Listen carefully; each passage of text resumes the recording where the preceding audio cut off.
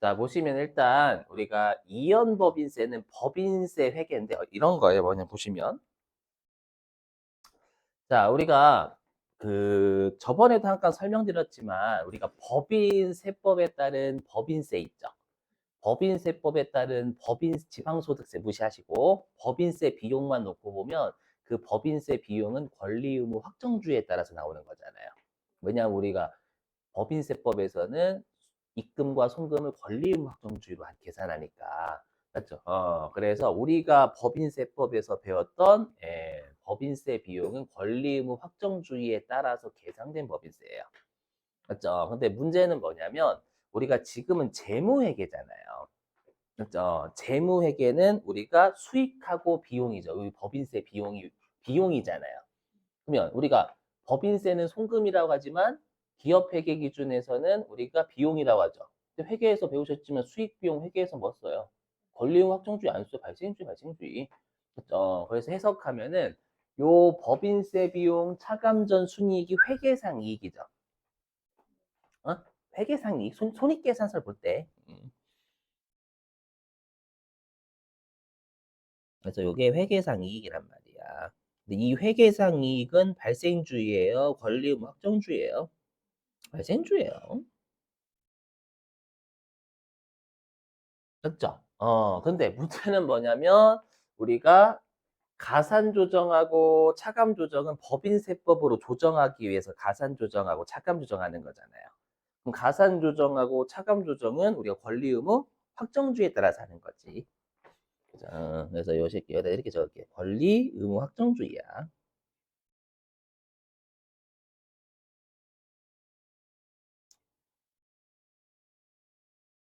확정주의다 보니까 이게 과세 대상 소득은 그러면 뭐가 되는 거냐면 이게 세법상 이익이잖아요.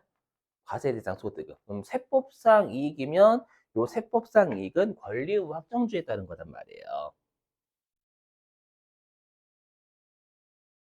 요건 권리 의무 확정주의. 시험에 되게 어렵게 내진 않으니까. 그럼 여기에다가 우리가 세율 곱해가지고 법인세 비용 산출하잖아요. 맞죠? 근데 그 법인세 비용은 권리 의무 확정주의에 따른 법인세 비용이 되겠지. 그렇죠. 근데 우리가 지금 하고자 하는 거 손익계산서에는 발생주의에 따른 법인세 비용을 올려줘야 된단 말이에요. 중소기업 빼고는 우리가 법인세법에 따른 법인세를 손익계산서에 올리면 안 돼, 절대. 왜냐하면 권리의무 확정주의와 발생주의 다른 거예요, 다른 거. 좀 이따 할까요, 여러분들? 그러다 보니까 여기 왜 단기순이익부터 출발하지 않았냐면 이거예요.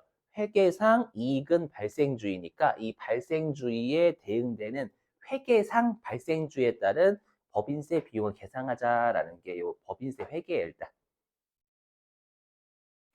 받아들여주면 안 될까, 여러분들? 여러분 입장에서 귀찮아. 왜 법인세법에서 법인세 비용 한 걸 그대로 올리면 되잖아요. 그거는 여러분들 발생주의로 된 게 아니잖아요. 법인세법에 따른 법인세 비용은 권리의무 확정주의에 따른 거잖아요. 그죠? 근데 여기는 재무회계야. 재무회계. 그러니까 여러분들이 이걸 왜 배우냐면 나중에 해야 돼. 그죠? 괴롭히기 위해서 내는 것도 있지만 해야 돼요.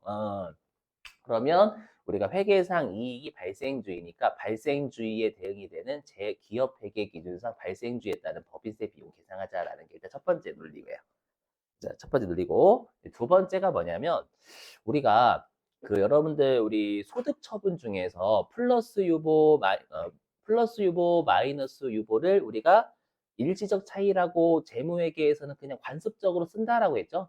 관습적으로 왜? 언젠가 추인될 거니까. 맞죠? 그럼 추인이 차이가 해소가 됐다 그거였잖아요.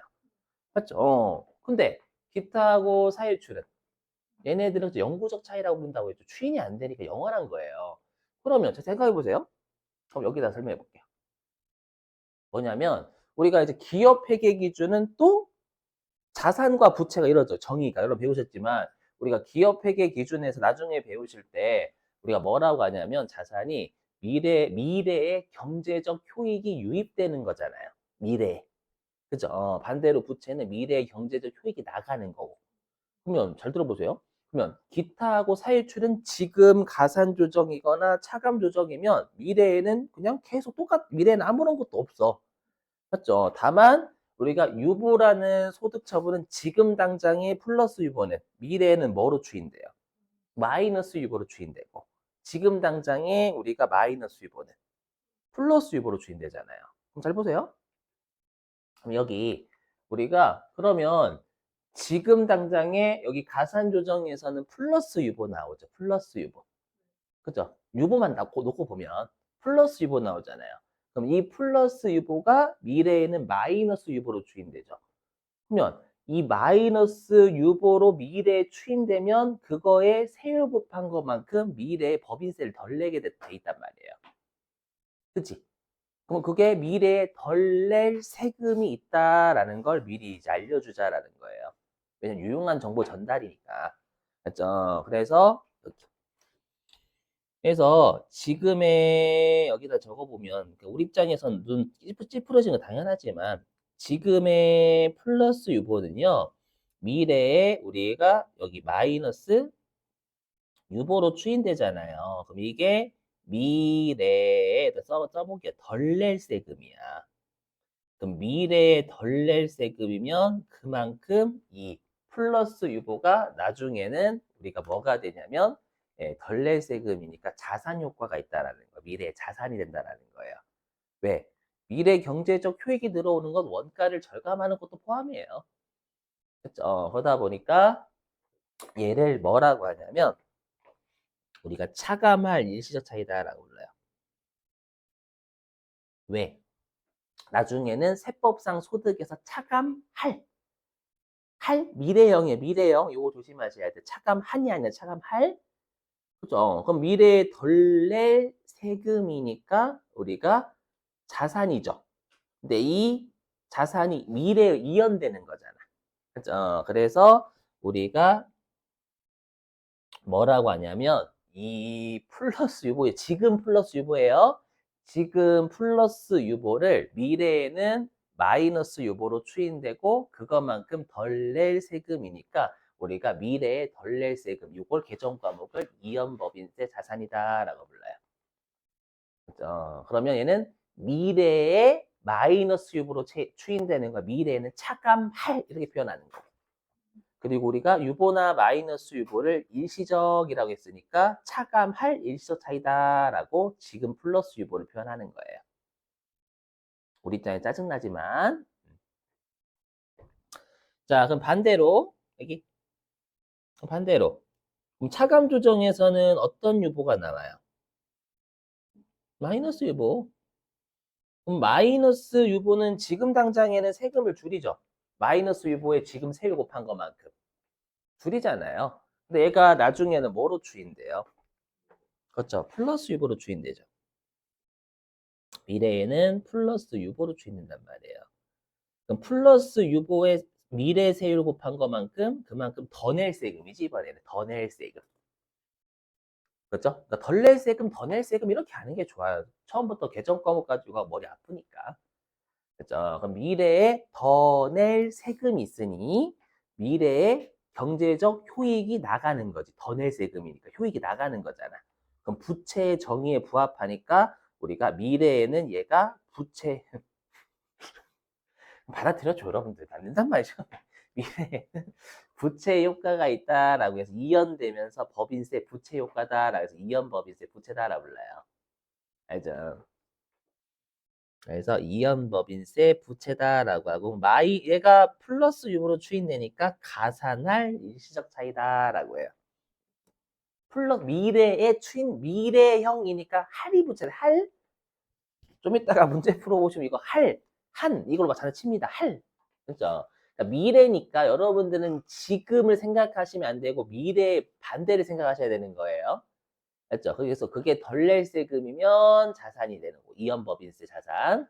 더 낼 세금이면 이연법인세 부채가 된다라는 거예요. 그래서 우리가 왜 이연법인세, 법인세 회계를 배우냐면 두 가지 논리예요. 회계상 발생주의의 이익에 대응되는 발생주의에 따른 법인세 비용을 계산하자는 것과 맞죠? 그 다음에 미래에 자산, 부채 효과가 나는 법인세가 있으면 자산과 부채의 정의를 만족하니까 재무상태표에도 계산해줘야 된다라는 거예요. 왜냐면 재무상태표와 손익계산서의 유용한 정보 제 기말에 주주나 채권자한테 정보 전달해야 되잖아, 여기는. 세금 부과하는 게 목적이 아니라. 맞죠? 우리 입장에서 짜증나지만 선생님 가끔씩 그러다고 선생님 주주들이 알아봐요? 못 알지. 근데 그렇게 얘기해 주세요. 못 알지만 네 하라는 거야 하긴. 그래서 화면 보시면 이렇게 돼 있어요. 이거 보시면. 그래서 제가 맨날 가지고 오잖아요. 이런 거. 처음 보시는 것들이면.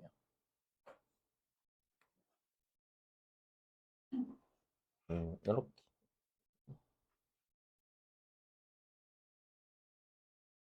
어디 갔냐? 여기 왜 없냐? 이연법인세. 여기 있네. 여기 있잖아. 이렇게 여기 이연법인세 부채 보이세요? 이렇게. 예, 그러니까 이거 딱 보자마자 미래에는 요 정도만큼 더 낼 세금이 있다라는 거. 더 낼 세금. 요렇게. 됐죠. 우리 입장에 승질나지만, 알죠? 그리고 여러분들이 알고 계시는 요 법인세 비용 있죠? 요거요. 요 법인세 비용 있잖아요. 요 법인세 비용은 우리가, 예, 뭐가 되는 거냐면, 우리 법인세 비용은 우리가 발생주의에 따른 법인세 비용이지, 우리가 법인세법에 따른 법인세가 아니에요, 여기는. 이게, 그냥 받아들여 줘. 맞죠? 그런 표정 충분히 이해해요, 저도. 그러니까 이제 위로 갈수록 예, 좀 어려워지지만 이게 실제 재무제표 작성할 때는 내가 입장에서 봐야 되거든. 볼 줄 알아야 되니까. 다행히 여러분 나중에 이제 재경관리사가 하면 좀 더, 재경관리사 회계가 좀 더 어렵다라고 했죠. 안 했어? 재경관리사가 회계는 좀 더 어려워요. 다 배우거든, 거의. 그렇죠? 근데 세법은 쉬워요, 우리 그거에 비하면. 그게 여기 비하면. 세무 1급에 비하면. 음. 자, 해보죠, 일단. 자, 그래서 일단 여기다 적어놨어요. 이거 그대로 다시 복습. 여기. 그래서 자, 단기의 소득 처분이 플러스 유보래요. 그럼 미래에는 마이너스 유보잖아. 미래에는 마이너스 유보니까 맞죠? 미래에는 마이너스 유보니까 어떻게 돼요? 마이너스 유보니까 차감할이지. 맞죠? 그럼 차감할 일시차이니까 미래에는 내가 세금을 덜 낼 세금이잖아요. 덜 낼 세금이니까 이연법인세 자산이다라고 하는 거예요, 일단. 기억하시고. 반대로 지금 당장에 마이너스 유보래. 그럼 미래에는 플러스 유보가 되는 거잖아요. 그럼 미래에는 플러스 유보니까 가산할 일시적 차이다라고 하는 거예요. 지금 당장의 마이너스 유보를. 자, 항상 미래를 보셔야 돼. 그러면 가산할 일시적 차이니까 미래에 더 낼 세금이지. 더 낼 세금이면 경제적 효익이 나가는 거니까 이연법인세 부채라고 한다는 거예요. 알죠? 일단 지금 이건 무시하세요. 알죠? 이건 지금 해도 무슨 말인지 몰라요.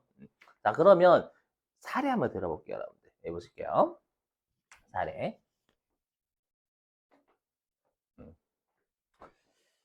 자, 여기 법인세 차감전 순이익가 요게 회계상 이익이에요. 발생주의. 요게 발생주의죠? 회계상 이익.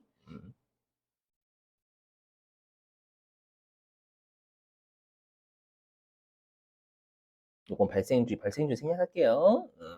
10만 원이고요. 근데 요때 뭐가 나왔냐면 입금 불세. 자고로 단기야, 단기.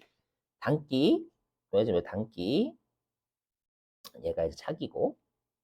단기에 뭐가 나왔냐면 입금 불산입 2만 원 마이너스 유보가 나온 거예요. 그 뜻이에요. 마이너스 유보. 2만 원 요렇게. 예. 그래서 우리가 과세 대상 소득이 8만 원이래. 8만 원.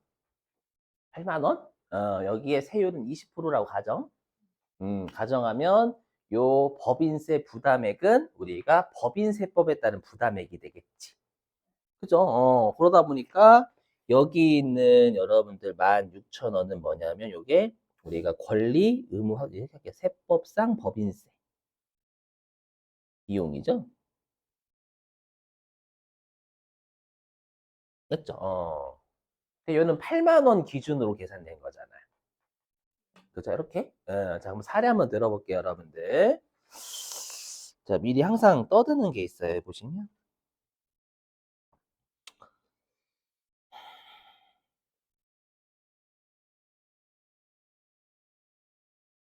이한법이 써 이거 기억나셔야 되는데 분명히 좀 진짜 해볼게요. 해보자. 자, 일단 요거 하기 전에 여러분들 우리 잘 알아야 될 게 우리 법인세법에서 귀속 시기에 그거 배웠죠. 우리 원천 징수하는 이자 수익은 법인세법에선 발생주 인정하지 않는다고. 왜냐하면 원천 징수 다 해야 되니까 예, 과세가 되지 않아야 된다. 법인세법에서 기억나시죠?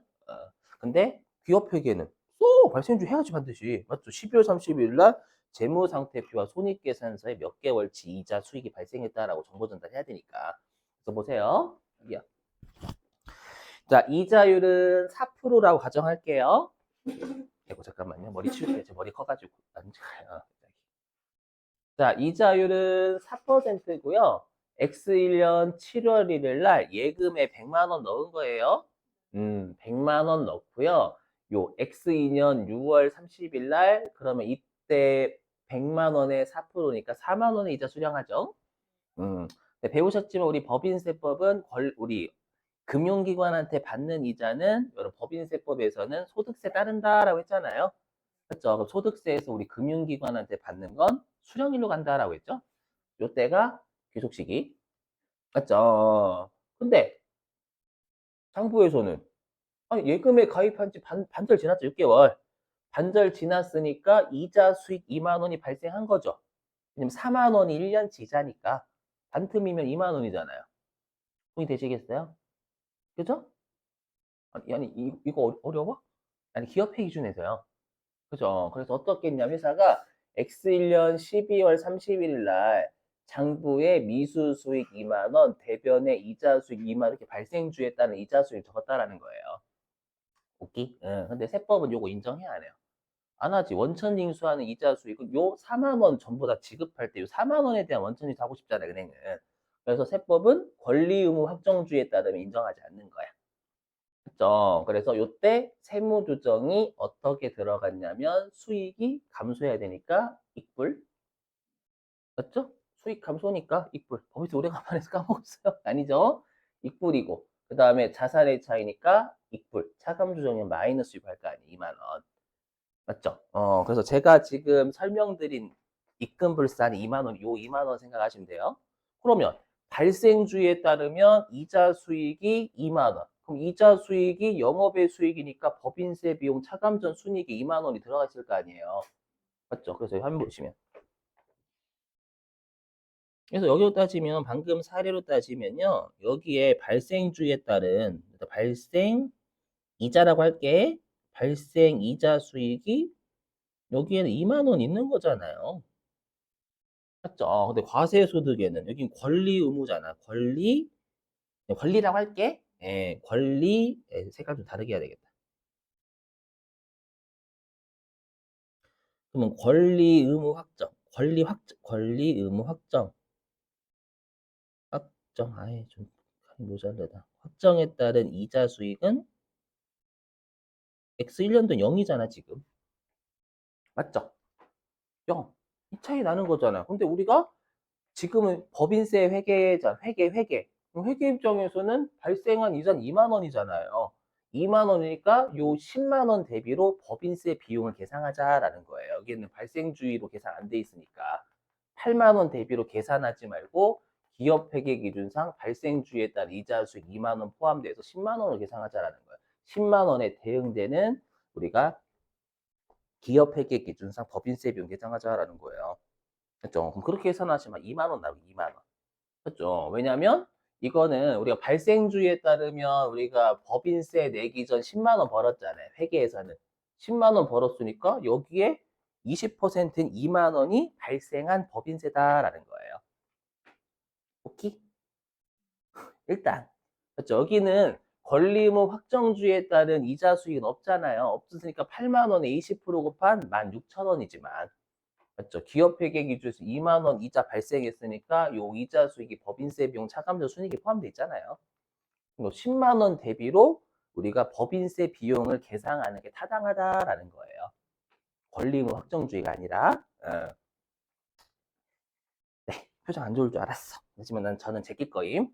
자, 다시 이제 자, X2년도에 또 법인세 비용 차감전 순이익이 10만 원이래요. 맞죠? 세율은 똑같이 20% 가정. 그럼 여기 화면 보시면 어떻게 되냐면 이제 X2년 6월 30일이 된 거예요. 요때 된 거야. 그럼 요때 되면은 기업 회계 기준에서는 X2년도에 발생한 이자는 2만 원 뿐이잖아요. 기업 회계 기준에서는 X1년도에 발생 2만 원, X2년도에 따로 2만 원 이렇게. 그렇죠. 그래서 차변에 현금은 4만 원 받았지만 일단 작년도에 못 받은 이자 2만 원 받은 거고. 맞죠? 나머지 이자 수 6개월치가 발생한 거잖아요. 맞죠? 그래서 2만 원 이렇게 분기 끊는단 말이에요. 이렇게. 그래서 발생주의에 따른 X2년도의 이자 수익은 2만 원이야. 우리 지금 법인세 비용 쪽이니까 당연히 수익 쪽 보셔야 되는 수익 비용 쪽. 근데 세법은 어떻게 해요? 요때 귀속식이니까 현금 4만 원 받으면 이자 수익 4만 원 다 분기하잖아요. 맞죠? 그럼 권리 의무 확정주의에 따른 이자 수익은 4만 원이지. 근데 우리는 4만 원 가지고 법인세법은 법인세 비용 계산하지만 맞죠? 기업 회계 기준으로 따지면 2만 원에 대응되는 법인세만 계산하자라는 거예요. 4만 원 가지고 하지 말고. 오케이? 그래서 이때 어떻게 세무조정하냐면 네, 수익이 증가되니까 입금 환입. 맞죠? 그다음에 어디 있어? 여기 미수 수익이라는 자산의 차이인데 가산 중에 플러스 유보잖아요. 되셨어요? 이렇게. 예.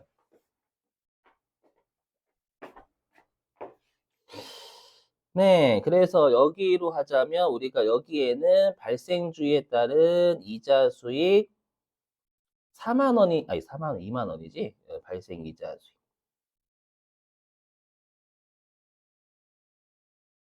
발생되는 이자 수익 2만 원인 거고. 맞죠? 근데 여기 우리가 이 과세소득이 세법상 이익이잖아요. 그럼 세법상 이익은 권리의무 확정주의에 따른 X2년도의 이자 수익이 4만 원이지. 그죠? 4만 원일 때 우리가 입금산이 플러스 유보했잖아, 방금. 그죠? 이렇게 해서 이게 권리의무 확정주의에 따른 권리 의무 확정에 따른 이자 수익 여긴 4만 원이지 X2년도에는 방금 살달집 4만 원. 자, 그래서 여기에 20%인 회사 법인세 부담에 요거는 세법상이잖아요. 그렇죠? 2만 4천 원 이게 된단 말이에요. 그러면 회계 입장이에요. 법인세 입장이 아니라 그럼 회계 입장에서는 아니 야 X1년도에 X1년도에 회계상 이익이 10만 원 발생했고 X2년도에도 10만 원 발생했으면 내야 될 법인세는 같아야 되지 않겠니? 법인세 비용은 발생주에 따르면 둘 다 10만 원이잖아. X1년도에든 X2년도든 발생주에 따른 우리가 총 이익은 법인세 빼기 전 10만 원이니까 세율이 똑같이 20%라고 가정하면은 이 발생주에 따른 회계상 이익은 둘 다 10만 원이니까 여기에 20% 곱한 2만 원이 발생주에 따른 기업 회계 기준상 법인세 비용이 맞다라는 거예요. 논리는 좀 그렇겠다 이렇게 생각해 주셔야 돼. 알죠? 자, 근데 이제 문제는 우리 시험에서는 일단 이제 분계를 내는 건 아니지만 시험에 뭘 물어보냐면 이제 기업 회계 기준상 법인세 비용은 얼마인가 물어봐요. 그렇죠? 기업 회계 기준상이에요. 법인세법이 아니라. 그렇죠? 그럼 분개해 보세요. 자, 이제 X1년도의 회계처리입니다. 즉 자고로 12월 31일이에요.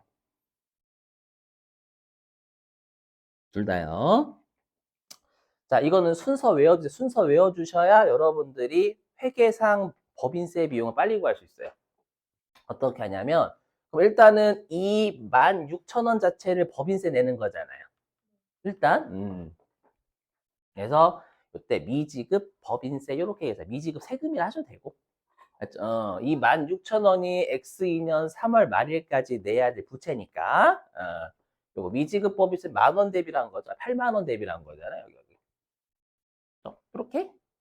근데 여기에 뭐가 있냐면, 잘 보세요. 여기 뭐가 있냐면, 이 지금 당장에 마이너스 유보 있죠? 지금 당장 마이너스 유보는 미래에 어떻게 될 거예요? 플러스 유보가 될 거란 말이에요. 그럼 플러스 유보로 추인될 거니까 미래에는 요 2만 원에 미래의 세율 20% 곱한 것만큼 미래에 더 낼 세금이 있다라는 거예요. 맞죠? 되셨어요? 그럼 미래에 더 낼 세금 어떻게 표현? 부채, 그렇지. 이연법인세. 미래로 이연돼서 이 법인세가 부채, 미래 경제적 효익이 나간다라는 거. 플러스 유보로 추인되니까. 그렇죠? 이렇게. 그래서 이연법인세 부채는 대변. 오케이? 그럼 이렇게 하면 차변에 얼마 빵꾸 나요? 그렇죠. 2만 원. 이렇게 하면 알아서 발생주에 따른, 아이고, 12월 30일 여기다 써버렸네. 시험에 분계는 절대 안 내요. 얘 물어봐요. 모르면 항상 얘야, 얘. 얘 물어봐, 얘. 요거요. 그래서 결론은 이렇게 하시면 돼요. 우리가 기업 회계 기준에 따른 법인세 있죠. 요거 계산하는 것 1.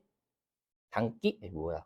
단기 법인세 부담액 있죠. 법인세법에 따른 법인세 비용을 먼저 적는 거예요. 적고 2. 뭐냐면 이연 법인세 머시기를 적어요.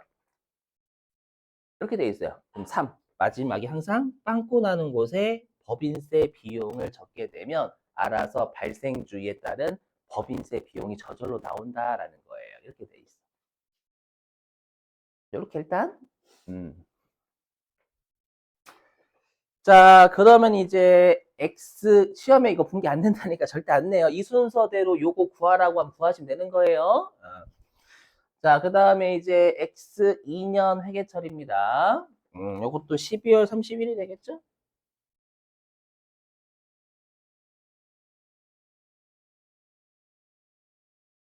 자, 볼게요. 그러면 또 아까로부터 좀 1번 뭐 하면 돼요? 요 24,000원은 X 3년 3월 말일까지 내야 될 미지급 세금이잖아요. 그렇죠? 그래서 24,000원 여기 24,000원 되는 거 요거만 보세요. 요거 보지 마시고 그냥 20% 보지 마시고 24,000원. 그럼 잘 보세요. 그럼 아까 X 1년도에는 미래에 더 낼 세금이 있었죠. 항상 이연법인세 부채나 이연법인세 자산은 미래에 어떨게 미래에 덜 낼 세금, 더 낼 세금이에요. 그럼 X 1년도 입장에서는 마이너스 유보가 미래에 플러스 유보가 되니까 미래에 더 낼 세금이 있었죠. X 1년도 입장에서 미래에. 근데 X 2년도 입장에선 추인됐으니까 미래에 더 낼 세금은 있어요, 없어요?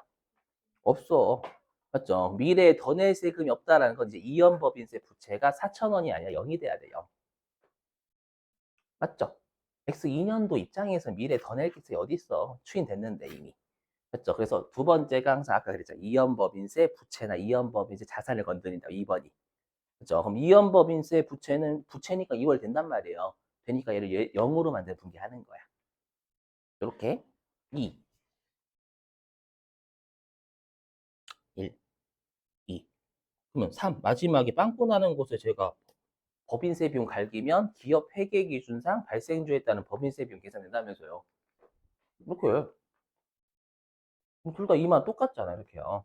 그렇죠? 그러니까 회계상 이익이 둘 다 10만 원이야. 그럼 여기에 20% 곱한 2만 원이 예, 발생주에 따른 기업 회계 기준상 법인세 비용이 된다라는 논리야 그냥 이것만 가지고 놓고 보면. 근데 문제는 제가 지금이야 뭐만 했냐면 일시적 차이만 했죠. 그럼 영구적 차이는 나중에 미래에 더 낼, 덜 낼이 있어요, 없어? 미래에. 없지. 그럼 얘는 어쩔 수 없이 만약에 단기에 가산 조정, 기타나 사유출이면 그냥 이 법인세 비용이 얹으시면 되는 거예요. 가산 조정이나 차감 조정, 미래에 덜 낼 세금, 더 낼 세금은 없잖아. 없으니까 그것만큼은 그냥 예, 우리가 어쩔 수 없이 법인세를 단기에 기업 회계 기준도 마찬가지로 그냥 늘린다라고 할 수밖에 없다라는 거예요. 만약에 차감 조정이 기타면 이때는 법인세 비용에서 빼시면 되는 거고. 얘네들은 왜냐면 미래에 어떻게 될 게 없잖아. 그죠? 자, 그럼 말 문제 좀 풀게요. 이게 끝인가? 아, 그래서 여기 일단은 여기 중요한 게 그러면 우리가 미지급 법인세는 당연히 다음 연도 3월 말까지 당장 내야 되잖아요. 당장 내야 되니까 단기 세율로 하는 거예요.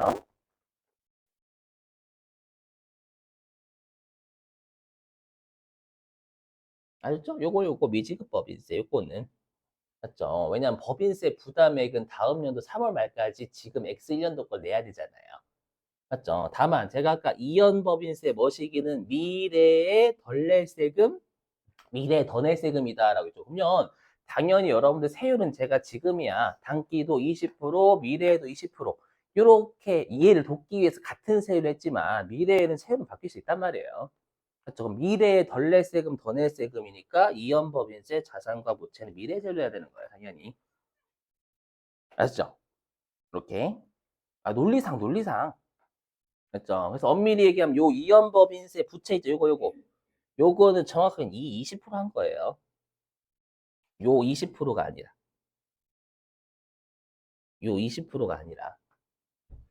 알죠? 근데 여기 미지급 법인세 요건 지금 당장 내야 될 법인세법상 부담액이잖아요. 얘는 당연히 지금 요거 해야 되는 거고. 당연한 논리, 이거 당연한 논리예요. 그러니까 미래 세율을 알아요? 알아요. 왜냐면 이미 시행령 떠요, 여러분들. 세법 개정하겠다고. 일반적으로 대부분 통과돼요. 음, 그렇죠?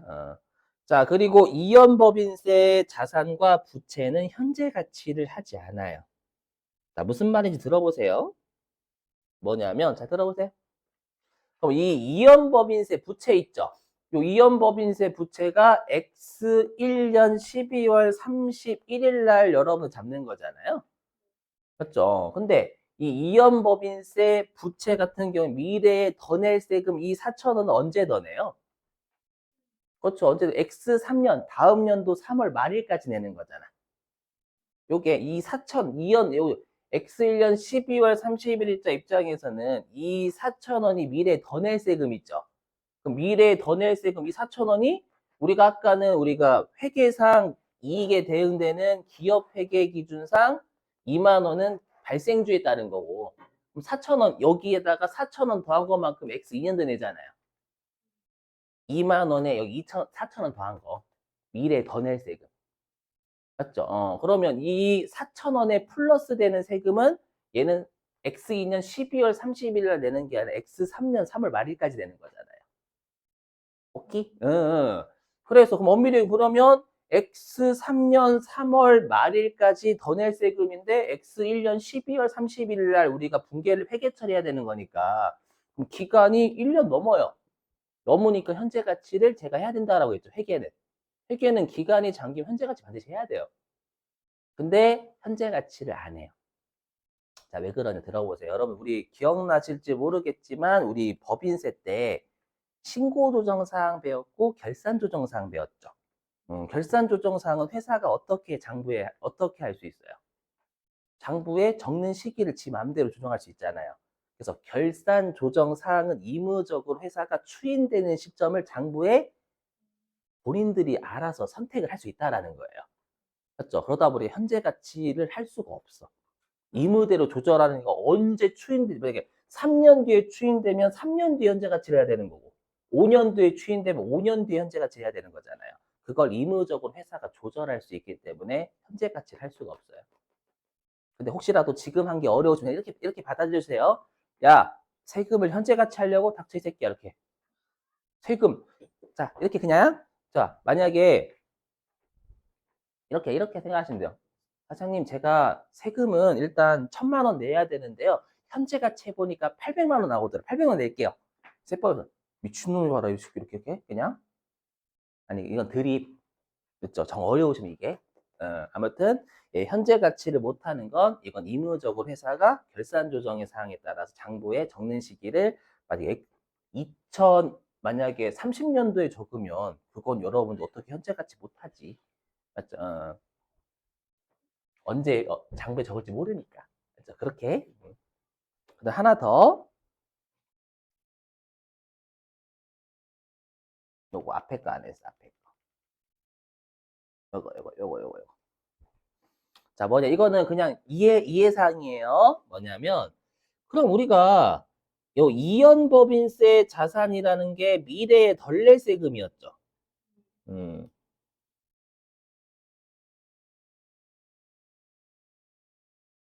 그럼 미래에 세금을 덜 내려면 그만큼 과세되는 소득이 충분해야 덜 낼 세금의 효과가 있는 거지. 논리적으로 따지시면 논리적으로. 그죠? 예를 들어 가지고 어떻게 해야 되나?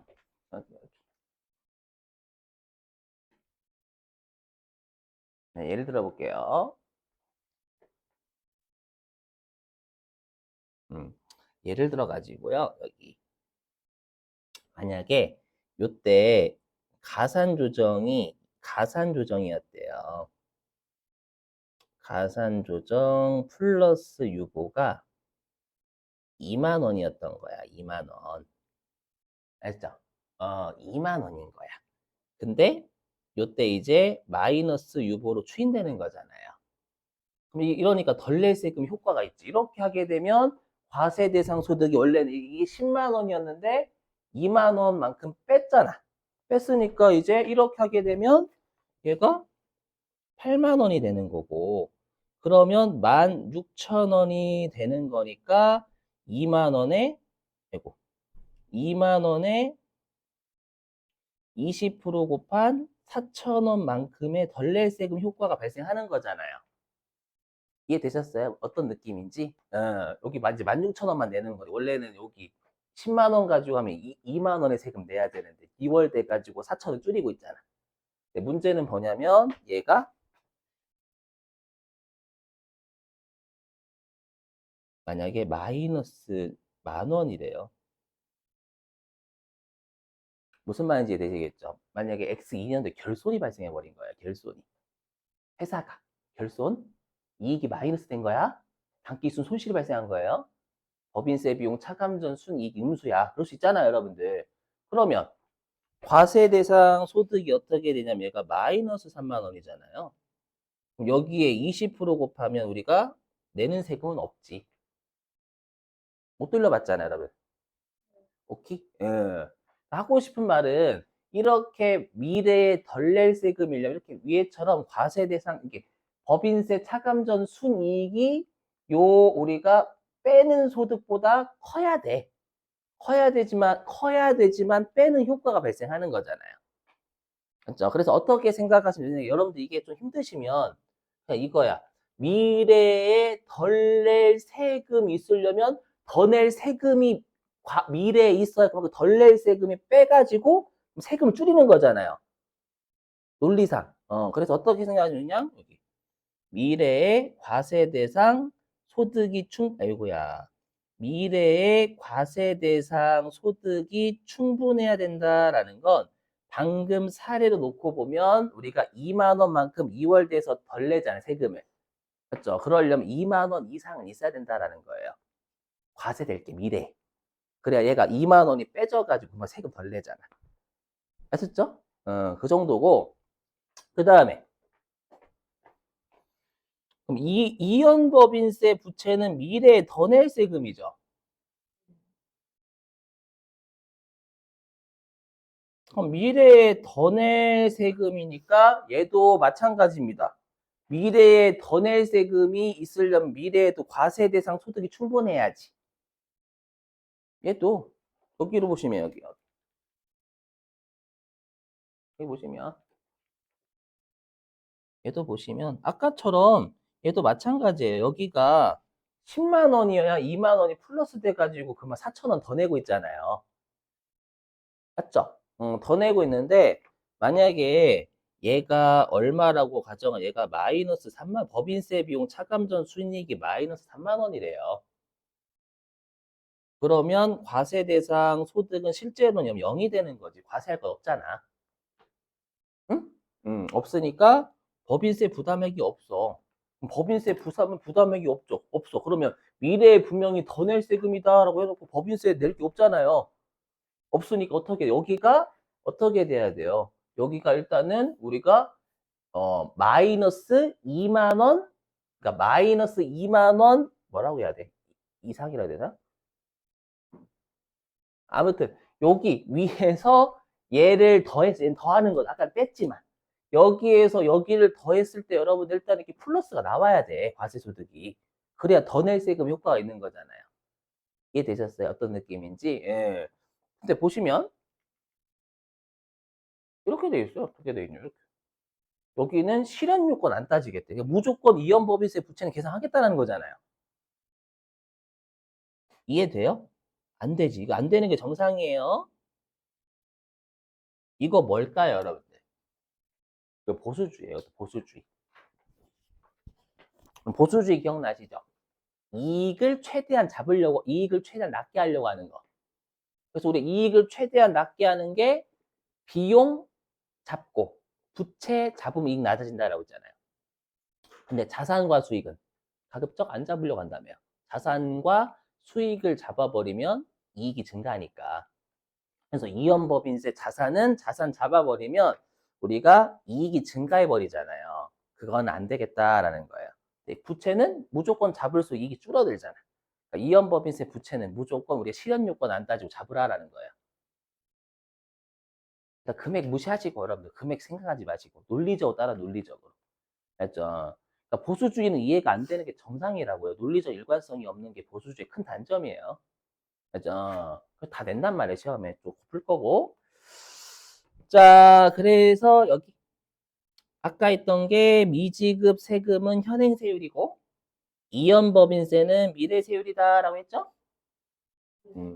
그 다음에 여기 이연법인세는 현재 가치 하지 않는다라고 했어요. 시기 마음대로 조절할 수 있으니까. 그 다음에 여기 이연법인세 자산은 과세 대상 소득이 충분해야 나중에 덜 낼 세금 효과가 발생한다면서요. 그렇죠? 그래서 매 보고 기간 말 재검토를 해야 된다라고 되어 있어요. 법인세 부채는 어차피 매번 인식해야 되니까 검토 안 해도 되는 거예요. 그 다음 여기 여러분 우리 자산하고 부채는 상계해요 안 해요?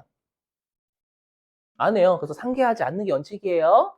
다만 동일한 과세 당국과 관련되어 있으면 상계할 수 있다. 이게 무슨 말이냐면요.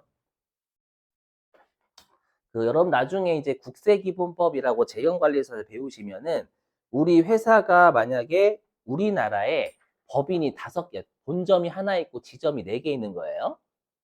4개 있으면 원칙적으로는 따로따로 내야 돼. 그러니까 한 군데에선 이연법인세 자산 발생했고 다른 한 군데 지점에선 이연법인세 부채가 발생했다면 원칙적으로 상계 못해요. 다른 성격이니까. 다만 우리가 연결 납세 제도다라는 게 있어요. 국세기본법 가시면 연결해서 납부를 할 수 있어. 또는 환급 받을 수 있는 거예요. 그러다 보니까 연결 납세 제도에 따르면 연결해서 납세니까 그냥 5개 법인 걸 퉁쳐서 낼 수 있다라는 거잖아요. 그때는 상계 가능하다라는 뜻이에요. 동일한 과세 당국이면. 근데 동일한 과세 당국이 아니야. 내가 만약 이연법인세 자산 미래에 덜 낼 세금은 우리나라에 있고 그렇죠? 만약에 미래에 더 낼 세금은 중국에 있는 거예요. 그거 퉁칠 수가 없다라는 거예요. 중국 거랑 우리나라 거 퉁쳐서 중국에서 내 이렇게 하지 않거든. 알죠? 그 뜻이야, 그 뜻. 그래서 연결 납세 제도를 채택하고 있으니까 대부분 동일한 과세 당국 나라 같다라는 거예요. 미국에 세 개의 내가 법인이 있다면 그걸 퉁칠 수 있다라는 거예요. 그렇죠? 좀 시간이 오래 걸렸죠, 여러분들. 자, 문제는 좀 이따 풀게요. 자, 쉬셨다가 우리 이제 원가 회계 들어가겠습니다.